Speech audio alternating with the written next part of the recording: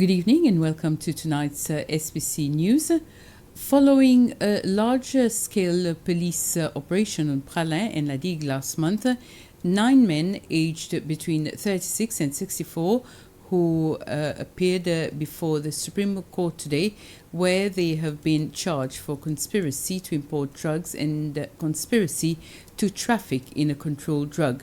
According to the police, calls and messages exchanged between the accused proved their involvement in a trafficking network linking the Seychelles, Eswatini, Mozambique and Madagascar.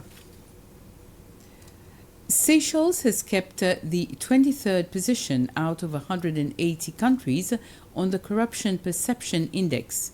The report by Transparency International has been published since late last month. Seychelles is still first in Africa, followed by Botswana and Cape Verde, with both ranking at 27th.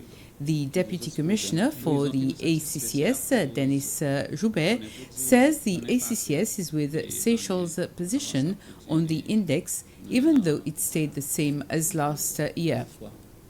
We were expecting that it was going to be lower with all the happenings last year and the year before in regards to corruption cases coming out in Japan.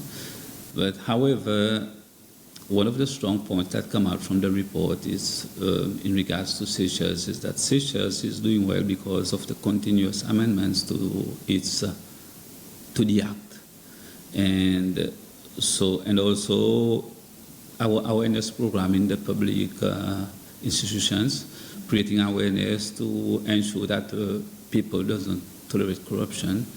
And we are noticing that many institutions are putting in place structures, trying to start to put in place structures to report and fight corruption.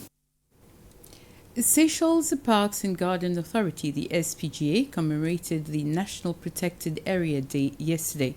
The authority is responsible for marine parks and gardens such as Sainte-Anne, Silhouette, Port-Launay, the Botanical Garden and others.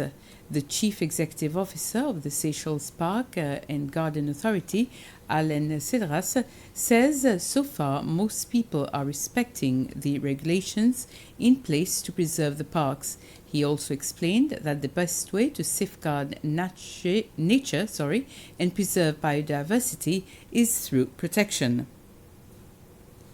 13 small businesses have received the promised 200,000 rupees under the Seed Capital Grant Scheme to start or extend their commercial ventures. The 13 proprietors were presented with their certificates after they had followed a 4-day session to increase their know-how on business management. All the small businesses will be provided with aftercare assistance, and the chairperson of the Seed Capital Grant Scheme, Xavier Estico, said that innovation was considered as a key criterion when allocating the grant.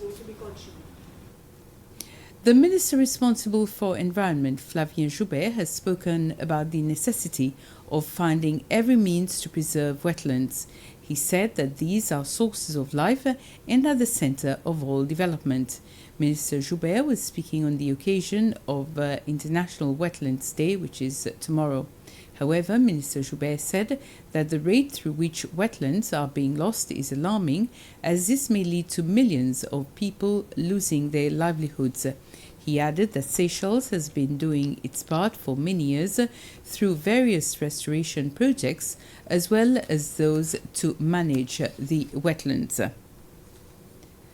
A Malagasy delegation is in Seychelles this week to study the way the Blue Economy Department functions in order to set up a similar one in their country.